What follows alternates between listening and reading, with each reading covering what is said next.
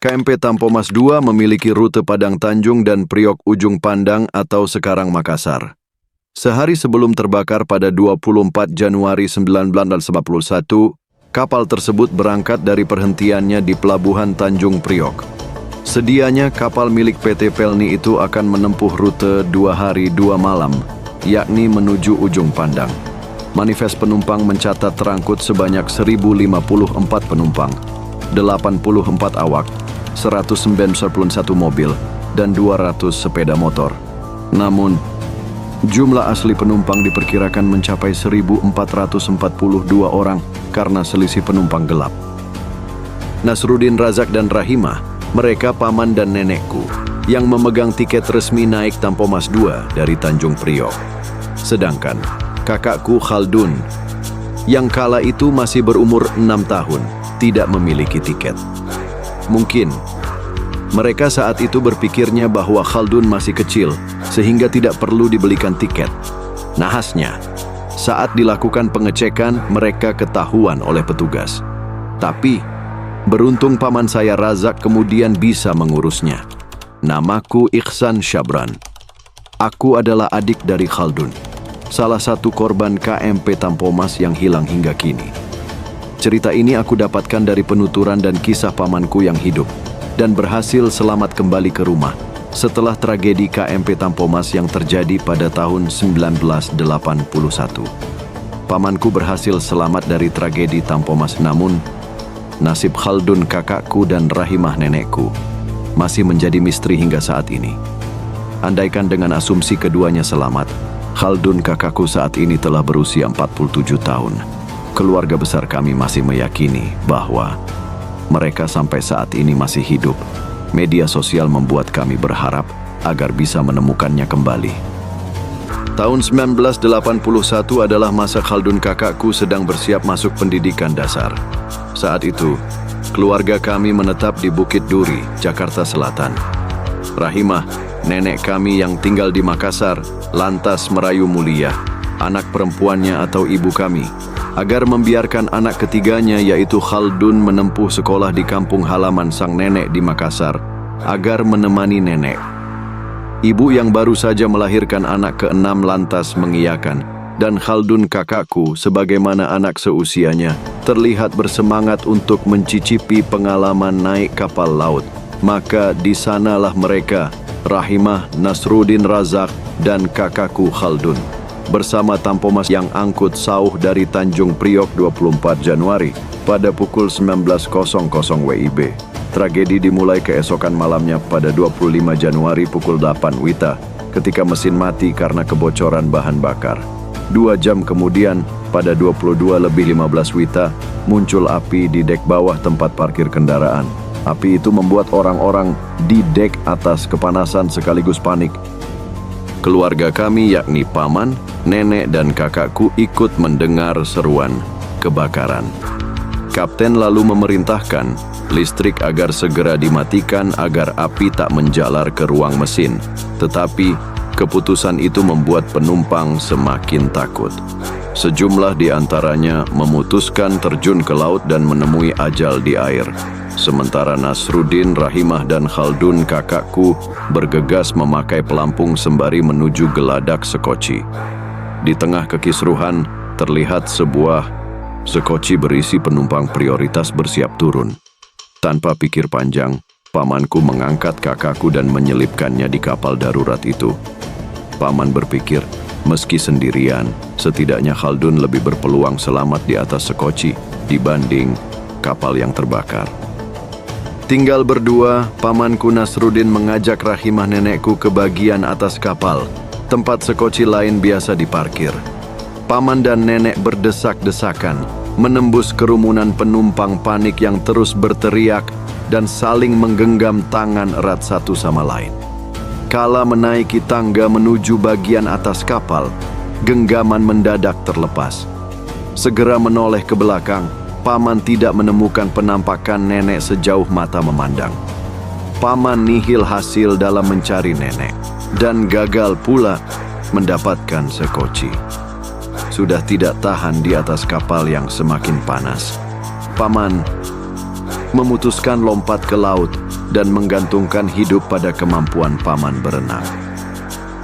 Usai kebakaran pertama berhasil diketahui, kapal sempat berusaha menghubungi radio pantai namun gagal. Mereka juga sempat menembakkan flare, tapi sialnya tak menyala. Sinyal SOS juga terlambat dikirimkan karena Nakhoda Tampomas II, Kapten Abdul Rifai, masih berpikir bisa mengatasi kebakaran tersebut. Pertolongan baru datang keesokan harinya. Pada 26 Januari 81, Tampomas II yang masih terombang-ambing dan terus dilalap api, lantas ditemukan oleh kapal motor Sangihe pada pukul 7.30 pagi. Dari kejauhan, Sangihe mengira asap di kejauhan itu adalah sumur minyak Pertamina. Begitu menyadari apa yang terjadi, mereka segera mendekat untuk membantu. Namun, proses evakuasi itu teramat sulit dilakukan. Sepanjang hari Sangihe berjuang untuk merapat, tapi terlalu riskan. Para penumpang yang sudah berkumpul di haluan Tampomas kedengaran riuh sekali. Panas! Panas! Tolong cepat kirim air, teriak mereka bersahut-sahutan. Sebagian tidak sabar lagi, lantas menerjunkan diri ke laut hanyut ke arah Sangihe. Kapal Sangihe mencoba terus berusaha merapat, hingga salah seorang penumpang Sangihe lantas mengajukan jadi relawan untuk membawakan tali ke Tampomas agar kapal itu bisa ditarik mendekat. Setibanya di kapal tersebut, ia tersentak dan terkejut sekali. Begitu sampai di kapal Tampomas, ia lantas melihat sekitar 20-an mayat berserakan di geladak. Mayat-mayat itu sudah berwarna hitam karena hangus, terbakar. Di antaranya seorang wanita dalam keadaan merangkul anaknya yang berumur sekitar 3 tahun.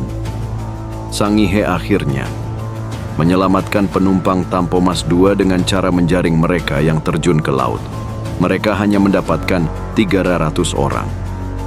Baru pada pukul 9 malam kapal lain berdatangan, dimulai dari KM2 Mamui, Istana 4, lalu Adiguna Karunia dan Sengata. Tapi mereka baru bisa melakukan penyelamatan keesokan paginya, pada 27 Januari. Itu pun dari kejauhan dengan cara sama yang dilakukan Sangihe, karena terlalu berbahaya untuk mendekat. Tiba-tiba, di hari itu pula, pada pukul 12 WITA, terdengar ledakan dari Tampomas II yang masih dihuni 288 penumpang. Bersama ratusan orang tersebut, 20 menit kemudian, kapal perlahan turun terus menuju dasar laut.